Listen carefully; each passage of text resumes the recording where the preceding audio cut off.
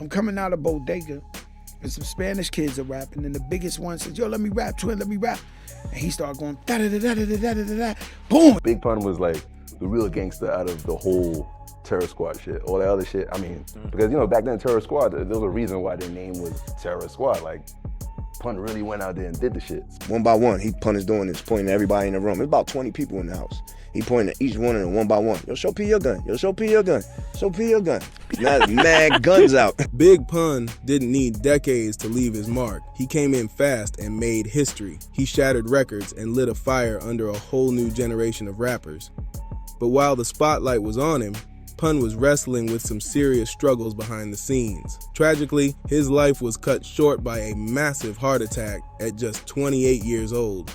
Let's take it back to where it all began. As a kid, things looked pretty chill for Pun at first. He was growing up in the South Bronx with his parents, his brother, and his sisters. In those early days, life actually felt good. The family stayed tight, and even though money was tight too, the house was filled with love.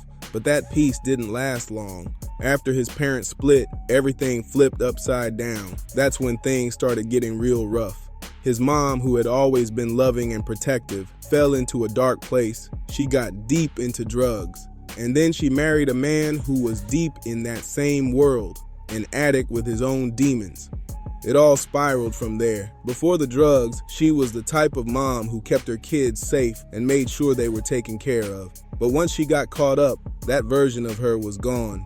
The warmth in their home vanished, and what was once a safe space turned into a total nightmare. Pun's stepdad, straight up abusive, and Pun caught the worst of it. Imagine being just 7 years old, and instead of living like a regular kid, you're out in the Bronx acting like the man of the house, handling bills, making sure the family didn't fall apart even more. That weight was way too heavy for a kid to carry. And the nightmare didn't stop there. His stepdad used to drag him out of bed at 3 a.m., screaming in his face and forcing him to do push-ups like he was in some kind of boot camp. Pun's sister saw it all, but there wasn't much she, or anyone, could do to stop it. The beatings, the chaos, the pressure, it all left scars. With all that pain bottled up, Pun hit the streets early. He was still a kid when he started hustling, just trying to survive and put some money in his pockets. He jumped into the drug game, thinking it might give him some power, some control, and for a minute, it did. He had cash in his hand and felt like he was finally in charge of his own story. But the streets don't play fair. Around 14, Pun got caught up and ended up locked in a cell for the night. Some kids brushed that off like it's just part of life, but not Pun. That cold night behind bars hit different. It shook him up and made him realize the streets weren't it. He knew if he didn't walk away then, he might never get out. But instead of showing him love for trying to turn things around, Pun's own mom kicked him out. When he was hustling, he was bringing in cash. And once that dried up, she didn't want him there anymore. Just like that. At only 15 years old, Pun was out in the streets with nowhere to go. No home, no help, just surviving. He didn't want to fall back into selling drugs, so he started couch hopping, crashing at friends' places just to grab a plate of food and have a roof over his head for the night. Things were rough, but in the middle of all that chaos, there was one good thing that came into his life, Liza. They met way back in junior high, just two Bronx kids who caught feelings fast. What started as teenage crushes turned into something way deeper. They held each other down through the struggle, but it definitely wasn't easy. Liza's family wasn't feeling the relationship at all. They tried shutting it down before it got serious, sent her all the way to Long Island, hoping time and distance would break the bond. She ended up staying out there for about a year and a half, but life had other plans. Even though she was gone, Pun still found his way back to her world. Eventually, he moved in with her family for a while because they knew he had nowhere else to turn. The same folks who once tried to keep them apart ended up giving him a place to stay. It wasn't the perfect setup, but staying with Liza's family gave Pun a place to crash for a little while. But once Liza came back to the Bronx, things got even worse. Pun was right back out there with nowhere to stay. He started bouncing from one friend's couch to the next whenever someone had room. Some nights he had shelter, but a lot of nights, he had nothing. He kept his clothes stashed in an abandoned building and washed them at outdoor pumps like he was living in some wild survival movie. That was real life for him. By the time he turned 18, Pun hit a major crossroads. No high school diploma, no job, and even though he cut ties with the streets, he didn't have many options left. It felt like he was standing on the edge, staring at the unknown with no clue what to do next. But then, out of nowhere, came a break that flipped everything. See, way back when Pun was just a little kid, around 4 or 5, he had a bad accident. He was playing at a local park, just being a kid, when he fell off a building and broke his leg real bad. The story's a little blurry, but it turns out the city was to blame. His mom ended up suing New York over the whole thing. But, like most court cases, it dragged on forever. It didn't finally get settled until Pun turned 18, and when that check came in, it was like the universe gave him a second shot. When that settlement finally hit, Pun got a payout of $500,000, and that cash, it lit the spark that turned his music dream into a real mission. Even though he dropped out of school, Pun stayed sharp. He was always reading, always learning. He had a deep love for words, and it showed every time he spit a verse. He'd been writing bars for years, but without money to back himself, music was just a passion, not a plan. Now with some serious funds in his pocket, it was go time. Pun and Liza used part of that check to get their own apartment, finally a spot they could call home. A couple months later, they made it official and got married, even if their families weren't exactly throwing a big celebration. $500,000 sounds huge, and it was, but Pun wasn't trying to blow it on nonsense. He knew money like that doesn't last forever, so instead of wasting it, he started investing in what really mattered to him, music. He linked up with a few of his close boys, and they formed a crew called Full Eclipse. From the start, it was clear Pun wasn't like the rest.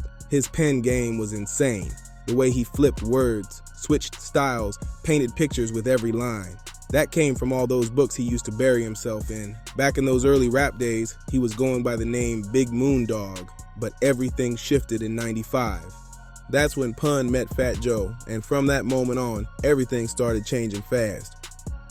One day, Pun was just posted up on the block outside a corner shop, doing what Bronx cats do. That's when Fat Joe rolled through, and Pun didn't waste a second. He saw his shot and spit a verse right there on the sidewalk. Joe was stunned. Pun's bars hit hard. The very next day, Joe hit him up and told him to hop on his album. That was the moment Big Moondog officially transformed into Big Punisher.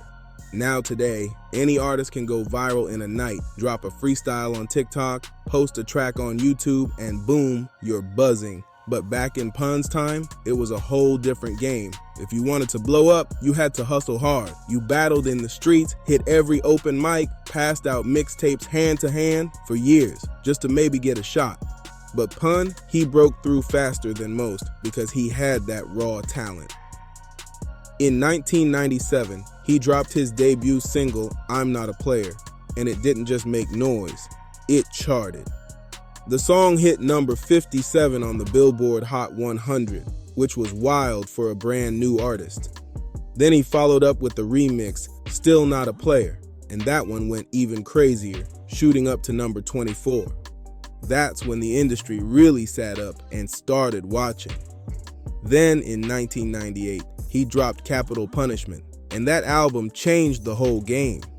It exploded, and Pun made history as the first Latino rapper to ever go platinum. That was massive. He had tracks that lit up every party, like Still Not a Player, but Pun wasn't just here to make people dance. Pun had bars, serious bars. On Twins with Fat Joe and Super Lyrical with Black Thought from the Roots, Pun showed the world he wasn't just riding a wave. He had real skill that made people stop and pay attention. And let's be real, back then, most rappers were shook to get on a track with Black Thought. Dude was known for snapping and outshining folks on their own songs. But Pun, he didn't flinch. He stepped up and delivered some of the most detailed, complex verses anyone had heard. Just peep his verse on Super Lyrical. My me rap verbal attack is actual fact. Tactical tracks match perfectly with graphical stats. Half of you lack the magical dap of tragic rap that tackles your back and shackles and laughs at you. Could you imagine going through depression? Let's keep it real. Hold up. Could you imagine going through depression? I was depressed. My best friend died. All my friends that I trusted were saying it's over for me. I never drank in my life. I start drinking, I get real fat. Remember Fat Joe got really out of shape, unhealthy. I'm going to therapy every week on the low. He was spitting lines so sharp, fans had to rewind the tape just to catch all of it. His flow was layered, fast, and crazy smart. And on Twins, Pun hit one of the most iconic tongue-twisting bars in hip-hop history. Dead in the middle of Little Italy, little did we know that we riddled some middlemen who didn't do diddly. That line still gets quoted today. It was pure fire. Pun wasn't just making noise, he was inspiring a movement. A whole generation of young Latino rappers looked at what he was doing and thought, if he can make it, so can I. He kicked down doors that had been locked for years, but while everything seemed solid on the outside, behind the scenes, Pun was dealing with a whole other fight. What most people didn't know was, Pun used to be athletic when he was younger. Pun used to be active, real active. He was out there playing basketball, baseball, whatever the game was, he was in it. Even after dropping out of school, he'd still pull up to the parks and ball out with whoever was around. But that all started shifting after he got that big payout from the city. Before the money came through, Pun was constantly on foot, walking everywhere, barely eating some days. He was always on the go, just trying to make it. But once he had cash in his pocket, everything changed. Now he could drive anywhere, eat anything, anytime. That new freedom, it came with a price. Between 18 and 21, his weight blew up from around 180 pounds to over 300, and it didn't stop there. His people were worried, for real, but no one could get through to him. His appetite had turned into a coping mechanism. Food became his escape from everything he'd been holding inside. It got so deep that Pun didn't even want to eat around people anymore. He'd hide when he was eating, feeling embarrassed and judged, like people were looking at him thinking, look at this fat guy crushing that chicken. Liza and his sisters would later share that a lot of that came from childhood pain. After everything he'd been through, food became his comfort. It was the one thing that didn't judge him. By 99, things were getting scary. That's when Pun finally agreed to get help. He enrolled in a weight loss program in North Carolina. And at first, it was looking good. He dropped 80 pounds. For a second, it seemed like he was finally turning the corner. But then, he left the program early. And instead of building on that progress, the weight came back, fast. And then it got even worse. Pun reached a point where he couldn't even bend down to tie his own shoes. His health was falling apart fast and food was wrecking him. But the damage wasn't just physical. His pain and anger started pouring out in dangerous ways, especially toward the people closest to him, including Liza. Everyone who knew Pun says he truly loved Liza, but love wasn't enough to stop what was happening. Their relationship turned toxic and violent. Liza later opened up saying Pun would beat her, try to control every part of her life, and even stop her from going to school. Sometimes his anger was so intense, she was scared for her life. And it wasn't just the abuse, it was the weapons too. Pun always had guns around, and it made the house feel like a war zone. One time, he was chilling at home with Liza, his sister, and a bunch of family. He left a loaded pistol sitting right there on the couch while kids were running around playing. His brother-in-law spotted it and, thinking about the children, quietly moved it somewhere safe. But when Pun realized his gun was gone, he lost his mind. Furious, yelling, pacing, he was heated. Liza found out where the gun was hidden and handed it back to him, just trying to calm the situation. But instead of calming down, Pun snapped. His rage exploded. He pistol whipped Liza across the face. She ran upstairs to get away, knowing Pun couldn't chase her. By then, his weight made it hard to climb stairs. The whole thing was caught on tape, and it showed just how dark things had become behind closed doors. And it wasn't just Pun's family who saw that dark side. Folks in the industry got a taste too. Just ask DJ Who Kid. Back in the mixtape era, when tapes were flying off the streets and rap beefs were always brewing, Who Kid ended up caught in the middle of a serious situation between Terror Squad and Rockefeller. It all started after some tension popped off at a club. Diss tracks started flying left and right. Who Kid made the mistake of putting a Sauce Money diss aimed at Pun on one of his mixtapes, and that almost cost him big.